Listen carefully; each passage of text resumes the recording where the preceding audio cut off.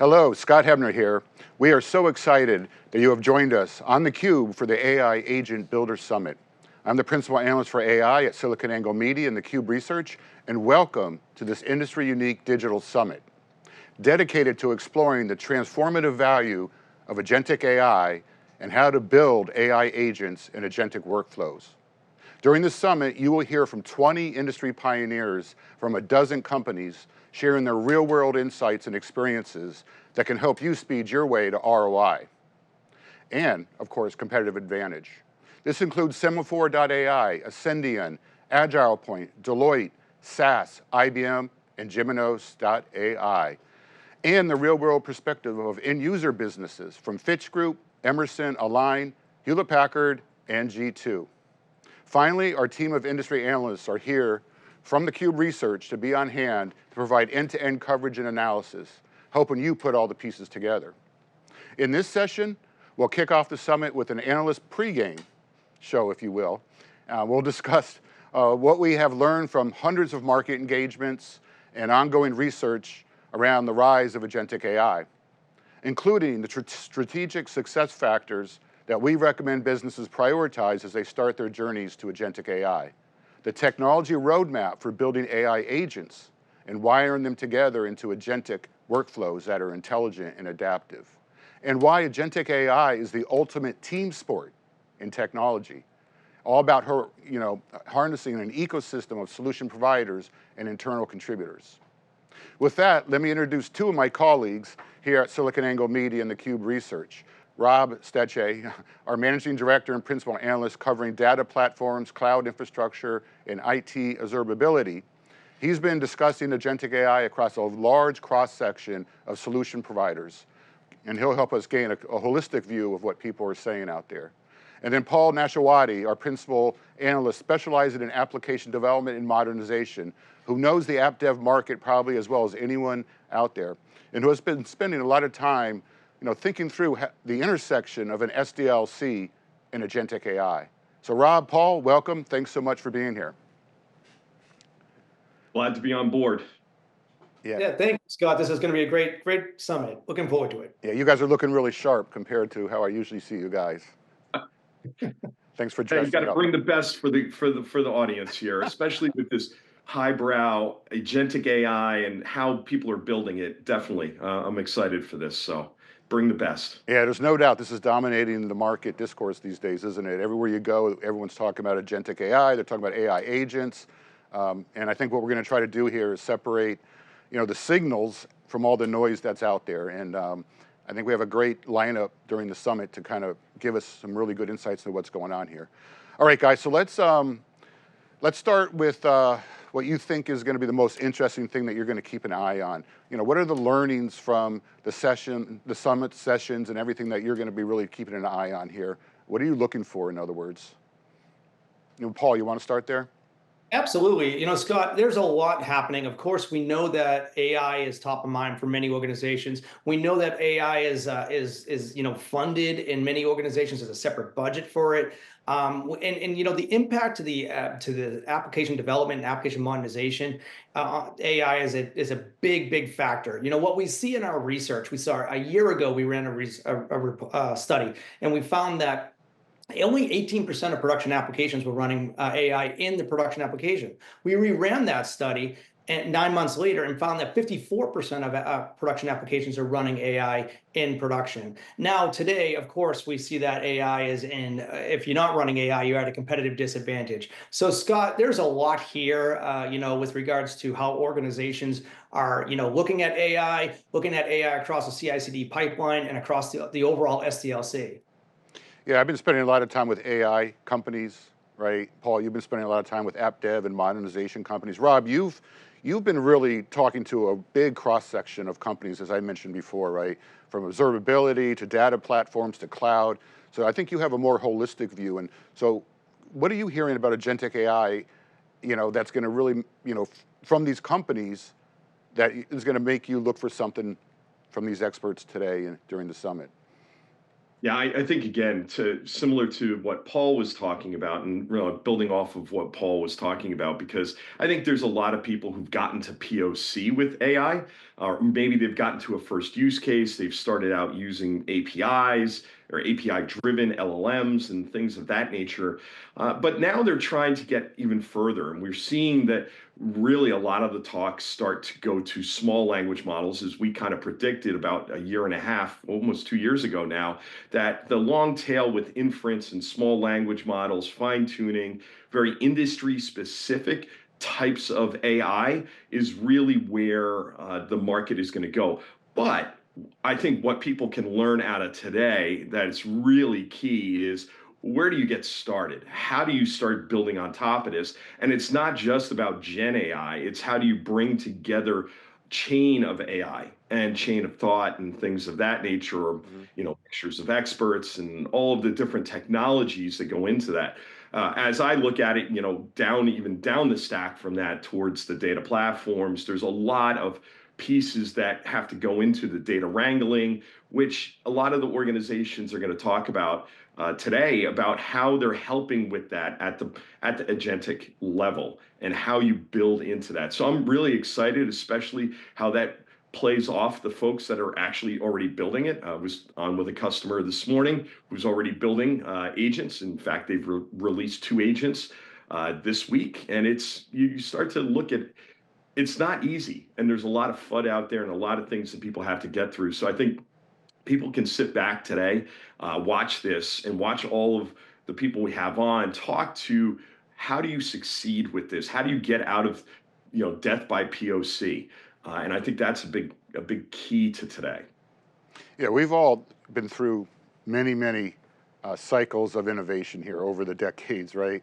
And so when you look at the agentic AI marketplace, what's starting to occur in 2025, do you view it as a progression?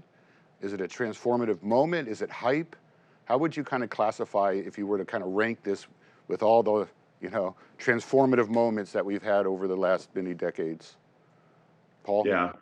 Well, or Rob, you go first. Either way, but I think Paul and I are probably going to be very much in agreement on this anyways. So I think when you start to look at how this is I think it is transformative. I think what Gen AI has done is open up the ability to go to agentic AI. And I think it really allows you to talk to your data and talk to your applications in a easier way. But I don't think it's the only one alone. I think you're going to still have all of what I put into the category of traditional AI that brings along and adds value to it, because it's not simply about telling me how to cook a recipe, or what ingredients do I need to do that, or what have you, or travel, even more complicated of using an LLM for travel planning. I think when you start to look at that, it's, hey, I want this to help me do travel planning, not only tell me where I should go and prioritize based on top tens from all different data sources, but then help me go book it. And that's where you start to tie in the agentic technology and the chaining together. And I think, in that example, you start to look at it, this is really transformative to actually helping people be more efficient in their work or in their relationship with a company. Yeah. Paul? Yeah, Scott, I couldn't agree more with what Rob was just talking about. But one of the things I like to do is take it back a little bit. And one of the reasons I want to take it back is I think with regards to the AI, you mentioned hype, right? And I don't want to say that this is hype, but I also want to kind of transfer, move that word to maturity of organizations. Maturity of organizations will enter at different points. There are people in the infancy, and there are people that are very, very mature. And what we find in our research is, AI is an area that people are honestly scared about. When you look in the app dev world or DevOps world, the practitioners are going, "Oh, AI is going to take my job," and it couldn't be farther from the truth. What we're seeing is AI is actually an operation efficiency tool, right? And what we're also seeing is whether you're using Gen AI, natural language, or agentic AI in the marketplace, we're seeing the adoption kind of coming in at a number of different levels. And Scott, this is where I think it's interesting. When I talk to CIOs, their number one goal for CIOs, or initiative, I should say, for CIOs, is application modernization. And as we know, modernization is a treadmill. Once you're on it, you can't get off, right? But the two barriers that they run into is complexity and skill gap issues. In fact, what we're seeing, excuse me, in fact, what we're seeing is in our research, 67% of organizations are hiring generalists over specialists, and that's largely due to the fact that they can't find the specialists. So AI and the level of maturity will help with things like automation, will help with transform the delivery and the market, and also help them with these initiatives. But I also believe, Scott, that the professional developer will be focused on innovation more so than focus on maintenance with AI and AI tools and automation in place. So that's where I think it's going. Yeah, I think you guys are right. I mean, the way I've pieced this all together is this is one big transformation that's been occurring for a couple decades, right? We first interconnected everything, then we instrumented everything. Now we're infusing intelligence into everything. And Rob, as you pointed out, we start off with the predictive models that can help us make predictions based on what has happened in the past. Then generative AI, I think, creates that gateway into the world of AI, right? It's sort of the equivalent of the browsers back in the early internet age, democratizing everyone to be able to get to and use AI. And now going forward, it's how do you start to build on top and around the generative AI, to create even more value. And I think what agentic AI represents is more human and AI collaboration, and you get into achieving goals and helping to make decisions and solve problems. It really takes it from doing tasks, right, into the world of I need to achieve a goal, help me do it. And so I think it's just progressive, and probably one of the most important transformations within AI, I think, will be agentic AI. Then of course, I'm sure in a couple of years we'll be talking about something else. But anyhow, one of the questions I've been asking everyone I've talked to is, a simple one really, right? What are the success factors in creating a winning strategy for this, right? I mean, there's so much going on. And I've sort of summarized it into 4 key tenets that just from all the conversations. We'll bring up the graphic to kind of show this. And I think it starts with, first of all, the game is played in the field, not in the dugout. And in other words, you got to start experimenting, you got to start doing things now, right? You can't wait, because if you wait and you lag, it's going to be harder and harder to catch up. So I think step number 1 is you got to adopt these new technologies quickly, because the innovation cycles are just going at such a rapid rate that you really do risk falling behind.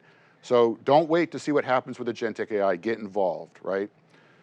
I also think it's important when you start to deal with the notion of coworkers and organizational workflows and outcomes and decisions and things of that nature, that you codify the ROI. You gotta be really crisp on what you're trying to achieve, and the best way to do that is to measure it. So that has come out loud and clear to me. The second thing is trust, right? It's all about trust. It's one thing to ask Gen AI to help write something or to generate, some analysis of information or automate a simple task. It's another whole thing to actually rely on it to make decisions or to help you make decisions and even autonomously go off and act. So trust becomes the currency of innovation. No trust, no ROI. And then finally, keep in mind that this is all about empowering your talent, right? It's coworkers, not replacing them, but augmenting what they're able to do. So you have to have a talent strategy, which kind of brings me to the 5th one, which is about culture, right? Culture is not part of the game, it's the entire game. As Lou Gerstner, the ex-CEO of IBM once said, right? Culture is so important here because you're trying to transform how work gets done. And you can't do this in a silo from a technology perspective. So that's sort of how I kind of sorted out all the input I've gotten. And what do you guys think? Tell me a little bit about, you start off, Paul, this time. Sure. Yeah. No, I think it's great. I think you laid out a nice kind of awareness of how AI can impact the organization. One of the things that I hear quite frequently is there is an element of utilizing AI, but also like there has to be a level of dependency that needs to be understood. And what I mean by that is when organizations put out code or put out applications or documents or whatever it may be with AI, one of the things I heard from one organization was, well, it's not our fault that the code was wrong. AI wrote it. And it's like, well, no, you actually have accountability. So I like, Scott, what you were talking about with the culture and embedding it. It has to be a part of your culture and it has to be treated right. I mean, it's like, AI it's a screwdriver and drill analogy. You have a hand screwdriver, you can put the screw in the wall, or you can use a drill. You get operational efficiencies, but if you use the drill too powerful, it'll put the screw through the wall. Right. And that's the same thing here. You don't want to put the screw through the wall when you're delivering code or anything else. So compliance, regulations, and governance is also key, because one of the things that we're also seeing is with the proliferation of applications, the citizen developer is taking on more of a role in development. And AI is being used more and more at the lines of businesses. Therefore, the citizen developer needs to have those governance and controls in place as well. So yeah, Scott, I think that's really where this is going. It aligns nicely to your ROI, trust, and talent bullets. Rob, what would you add or subtract or modify, or what are your thoughts from what you've heard? Yeah, I mean, I think you both did an awesome job there. And I love how you have trust at the center of everything, because to me, it is about trust, and trust in the models, trust in the data, trust in those folks around you, trust in the developers is, beyond trust in the tools. And I think without trust, none of this happens. And I think, that leads to some of the others that you have there being, again, and I like how you kind of have guardrails on either side of it, with the whole, playing on the field and culture is part, is the game. Because to me, it's a whole companies are going through this. I talk regularly with companies, and in fact, some of our other folks like Rebecca Knight, who studies kind of the future of work, we had these conversations about how it's changing the culture of those organizations. And to Paul's point, how it's changing the culture of development, how it's changing the culture of data analysis and data engineering. It's touching everything. And it's not just that the AI is doing that, but it's the building of AI and agentic systems that is kind of ripping at the fabric of culture of some companies. And I think if you put the people first and the talent first, and you really focus on that, you can have better outcomes and you get to the ROI, because I think you do smarter things, which allow you to get the ROI of AI, which has been tough for many organizations. Just throwing up a chatbot really didn't get them the ROI they expected to. So I think this is why this summit in general is so important, because I think Agentic takes that LLM to the next level with the other AI and other different types of applications that are plugged in. And Rob and Scott, I do want to add just one piece, Rob, to your comment. It's spot on. I mean, what I'm hearing from organizations is SLO, service level objectives, are really the North Star. And people are using AI to get to that North Star, to align to the business KPIs. So yeah, I just felt that was a very important point to kind of add in here, because historically what we saw is very siloed or monolithic kind of approaches within organizations, and now it's more coming together, and it has to, right? But let's not forget, and Rob, you touched on this very clearly, there's a human in the loop, right? A human has to still be in the loop, and even though you have the big green button, somebody has to push it. And I don't think we're ready to let AI take over the world here. Yeah. No, I think this is a big deal here, and Rob, Paul, as you know, we're going to be doing some primary research around, the trust index when it comes to all this. And I think in the bigger picture, what's really happening here is people are moving from lower risk use cases to more business critical use cases that involve decisions, right? And achieving trust, it just needs to become the overriding success factor that you focus on. No trust, no nothing, right? I mean, every decision, every investment should be made and evaluated for how it contributes to trust and outcomes. While it starts with ensuring cross-functional involvement in your organization, in the agentic strategy, and enhancing the data quality and relevancy and all that, the bigger challenge to tackle would be the human factor. Business leaders, workers already lack trust in AI a little bit today, right? I think it's around half actually trust the outcomes that they're getting from their AI when they're making decisions.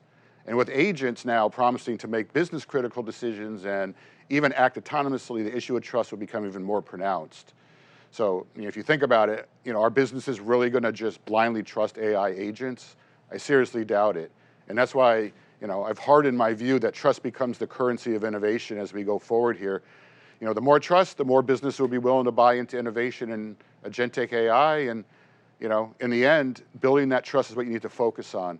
And you need to be able to, one, transparently explain in the language of the user. The agent has to be able to explain what it's recommending it does. The user has to understand why one decision may be better than other decisions, with a good amount of detail, right? And then thirdly, allow users to intervene and play out alternate scenarios. So to me, this is a do or die imperative. You got to get that trust, Agree? And that's what you're hearing, right, collectively here? Yeah, I mean, I'll jump in. I think trust is the currency, as you put it, that we're going to be dealing in, I think, in this next year. And I think that, organizations need to know and trust that the agent is not going to go off, and do something crazy like give away free airline tickets. Like what happened to one of the airlines when somebody did a prompt attack on it and was able to get, a crazy discount for no apparent reason.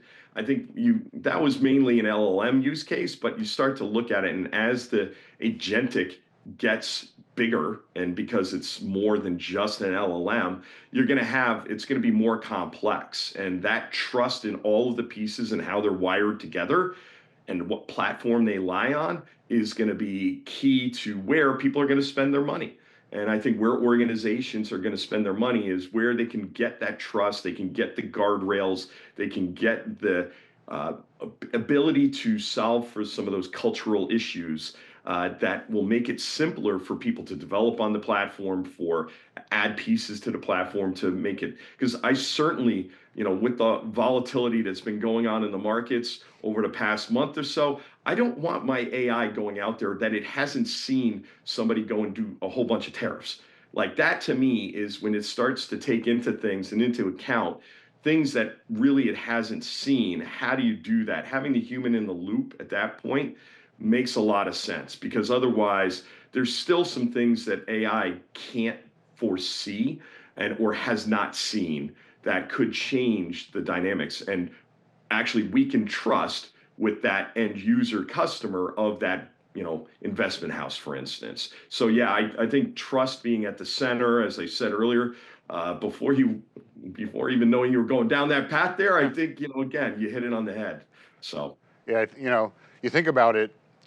This is going to require a ton more sophistication than what generative AI and LLMs today can deliver on their own. I think they're foundational, right? This is especially true when you get these AI agents to work together, right, to collaborate within agentic systems and workflows, right, where you get partnerships building within some kind of work between a human and a digital worker.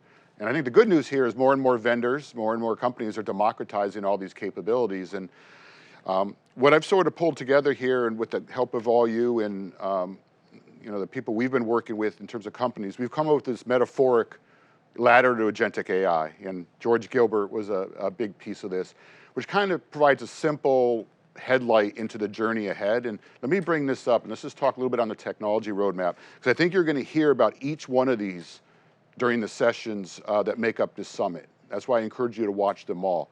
Generative AI, the foundation, right? And the LLMs, the predictive models, right? That's what's going to give you the gateway into the intelligence of AI.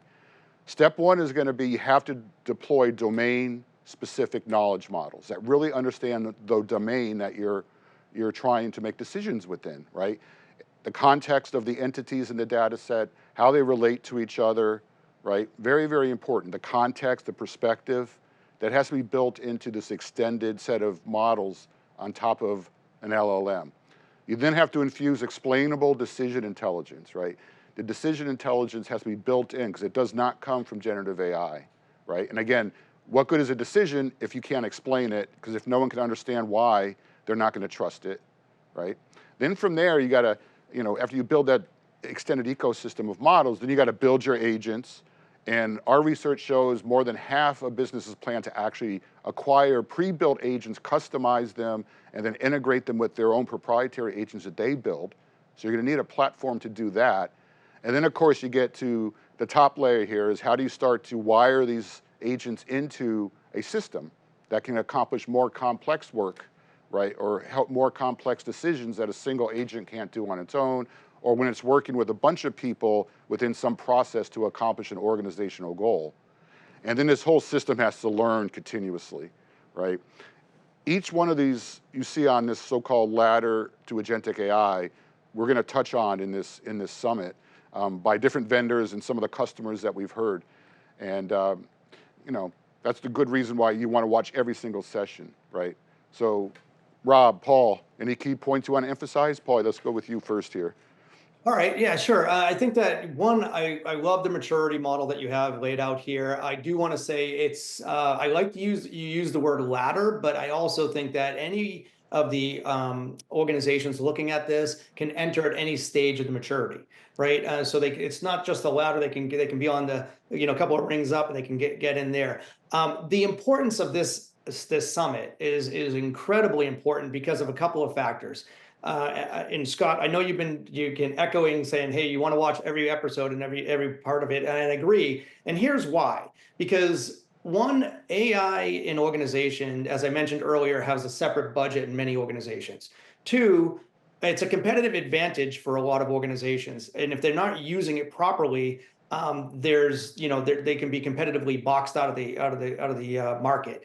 But three, this is where I think it's incredibly important to think about for your organization, for the viewers watching today. It's incredibly important for you to think about not overspending or over pivoting on AI initiatives without fully educating yourself on how you're going to use it. And that's where this summit will help educate you on what your journey looks like. And that model, that ladder that you showed, Scott, gives the steps on how to get there. But again, understand from the audience perspective where you are in your own journey in order to get there. So I think it's incredibly powerful, and I think it's really well timed, because I think budget right now is, people are ready to spend. They just don't know what to spend on. Yeah, and it goes to that whole notion of, the game's played on the field, not in the dugout. Start playing around, start researching. Exactly. Rob, what your thoughts?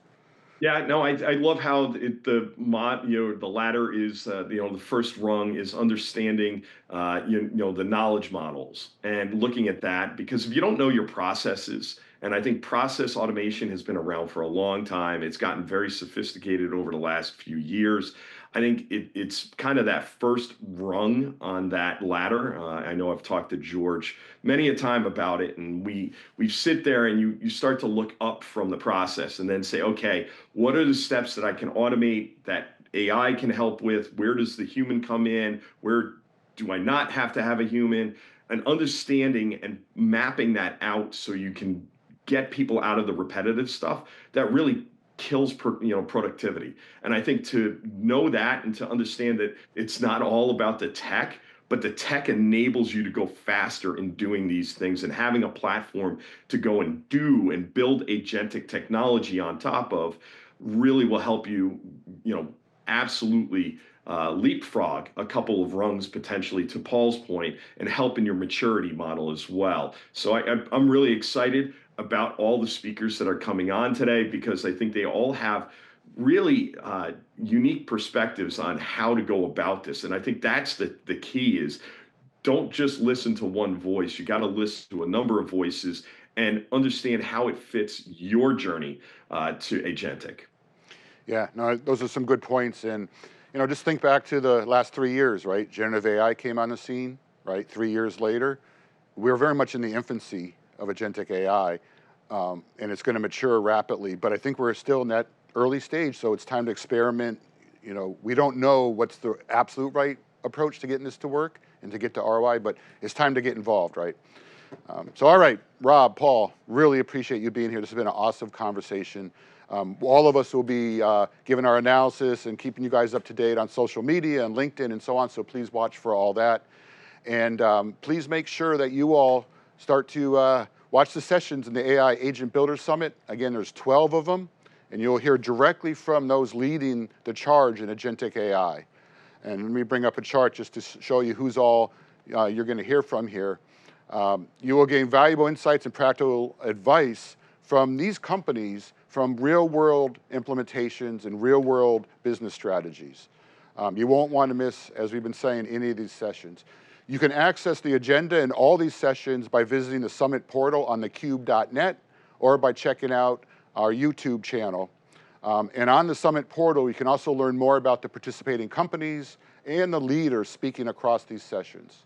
Thank you very, very much for tuning in. We appreciate it. We'll see you on the next session. We are the leader in enterprise tech news and analysis. Bye for now.